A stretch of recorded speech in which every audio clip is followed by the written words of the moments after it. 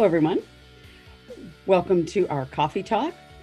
This is brought to you by Toast to the Master and Lord, Toastmasters Group. My name is Yvette Guignot, and I am your host for today. So good morning, good afternoon, or good evening, no matter where you are in the world. And this is part 2, actually, of our series of Why Join Toastmasters. So we'd like to encourage you to go and watch part 1, and then that way you can have the series in order. Or if you just want to sit here with us right now and have a little coffee and sit back and relax and hear us chat, that part's okay too. We have another good treat for you today. We have Lynn Scardina here with us. Lynn is a seasoned Toastmasters of at least 20 years. She's an ACS, which stands for an Advanced Communicator Silver. She's done a series of workshops and themed meetings and mentorship. And she's done a lot with the Toastmasters group in helping others advance and go for the goals that they're looking for. And so today we're going to be talking to her a little bit about joining Toastmasters. And we have a little question that we'd like to ask Lynn today about like Toastmasters. Why would Toastmasters boost my confidence or my self-esteem, especially if public speaking either isn't my thing or isn't going to be used in my job? Go ahead, Lynn, tell us. Great question. A lot of people assume that all we do is speak. Excuse me. But we do a far more than that. Speaking and writing and presenting, yes, we definitely do that. But we also host the various meetings. Let me just tell you a quick little side story. You learn how to, conduct yourself at a meeting and run things very efficiently. So I was involved in a networking group, and the gal left for a 3-week vacation, and she said, who can take over? And I didn't volunteer because I've done meetings before. I wanted somebody else to get the experience. Nobody wanted to do it. So I told her, I'll take over for the 3 weeks, not a problem. And people came up to me at the end of the 3rd meeting and they said, you were far better than her. And I think you should be our new president. And I didn't want to outshine her at all. That was not my goal. My goal was just to get up, do the thing that you need to do to open up the meetings and close them and get out of the way so the meeting could actually take place. And I was very flattered that everybody thought I did such an amazing job. But actually, doing Toastmasters and learning how to conduct good, efficient meetings helped me so much in that task in life.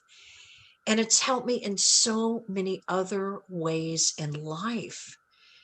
And your bosses will be impressed. And they will notice there's something different about you. I almost encourage you, don't tell anybody that you're doing Toastmasters and just see what your bosses say. It's like, wow, there's something different about you. Sometimes it's like an extra spring in your step or more confidence that you didn't have 3 months ago, maybe when you started Toastmasters. And communication is something that we do a lot of in Toastmasters. And your bosses will tend to notice like, wow, you're really succinct in your speaking and to the point, and you're not wordy.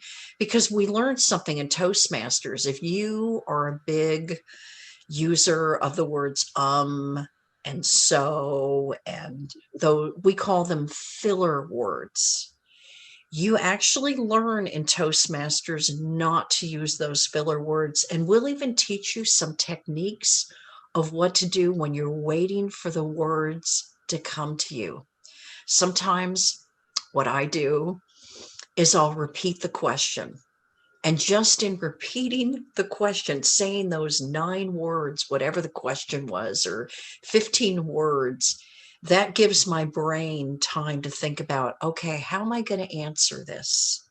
So there's all these little stall techniques that are much better and much more polished than just going, and then like your eyes are looking up, which is always a sign that, oh my gosh, I'm completely lost here. And what am I going to do? So you get, as you move along, you will get all these techniques and you will see other people speak. And it's like, oh, that's a great technique. And you can ask people to mentor you in your speeches if you really like what they're doing. But running meetings, we all have to run meetings, whether we are part of a PTA or we have a job or we're on some church committee. And I can tell you the most painful part is watching somebody conduct a meeting that they don't know how to conduct a meeting. And in Toastmasters, we do agendas. And I definitely believe in agendas, because otherwise you're just getting up and winging it. You need to have direction, bullet points that you follow as you're going along. And people want a succinct meeting. Nobody likes meetings. Nobody. I don't know anybody that does. So if you can get them out quicker, and it's like, hold that thought, I'm going to get back to you when so and so rejoins us, and let's move on to so and so, a nice little flow to it. People appreciate that so much. So there's all kinds of added side benefits to Toastmasters other than learning to give a speech in a certain allotted amount of time. And being able to run a succinct meeting, especially now since we're all captured in Zoom, we probably would appreciate that. How many of us have been in a meeting that could have been an email if we had just done that, because it went on and on and on with nothing to do? Well, it's very good. Right. And then plus the other part about meetings is people will chime in and you'll say, you know what, Bob, I would like to hear what Bob has to say, because sometimes people get overzealous and all that. But when you're the leader of the meeting, you got to make sure, like we've done brainstorming sessions at all, and you got to make sure that everybody gets their say. Even the more shy, meek ones still need to have a voice. So a good leader in a meeting is someone who's going to make sure that everybody's voices are heard. And you also usually have the aspect of you're looking at the meeting and you're seeing all the heads in that meeting and you're reading body language. Like someone might go, it's like, hey, Isabel, what's your thoughts? I'm seeing a look of puzzlement on your face. Freely express yourself. And that brings people out and that gives them that voice. Because sometimes if you go, okay, how do we feel about this? And you see half of the audience just go, oh, like no, no, no, we don't want to go there. And it's like, okay, let's take a quick poll of hands. Part of running a good meeting is being able to observe your audience and pick up on the vibe that they're putting out. And nothing is worse than the leader conducting the meeting and missing out on those vibes. And Toastmasters also teaches you how to pick up on what the audience is putting out, because a good speaker and leader is going to tap into that, because that's going to only enhance what they're doing, whether it's a speech or conducting a meeting. They're going to do it and tap into it. Okay, so it's about creating balance, reading nonverbals, which we all know is a huge part of communication. I've been in many meetings where I wish they would have read my nonverbal. And if you haven't ran maybe one or two meetings, you don't have that experience. But in Toastmasters, we have what we call the Toastmaster, but you could also call it the MC of the evening. And that's the one that puts the agenda together and runs the meeting and introduces people.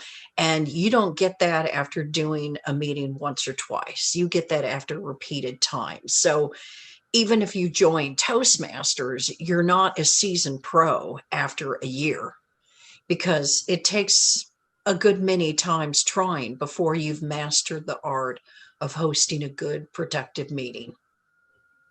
Oh, okay, Lynn, you've given us some things to chew on and to think about: balance, nonverbals, agendas, succinctness, things that, especially on Zoom today, would be quite beneficial. Um, okay, thanks for stopping by and chatting for us. Before you go, any final thoughts you want to leave with our audience? Only that I can promise you, in life, They don't never like to do a money back guarantee or anything like that. But I can guarantee that if you join Toastmasters and you work the program as it should, you're not on the 4-year plan to give 1 or 2 speeches, you really dive into it. Your bosses will notice. If you work on a charitable organization or some kind of board, they will all notice a difference in you because you will definitely have more confidence. If there was one word that I would say that Toastmasters gives you, the word would be confidence. Okay. All right. Thank you very much, Lynn, for giving us some Toastmaster tidbits here. For those of you who either have questions for Lynn or you want to get in contact with Lynn, Lynn's email is on her participants window. It's also going to be in the description box below. If you have any questions about Toastmasters, you want to find a club, or you just want to stop by and say hi, you can do any of those things. Go ahead in that description box below and send her off an email. Okay, for those of you, we thank you for joining us on video number 2 here about why joining Toastmasters. We encourage you to watch the entire series.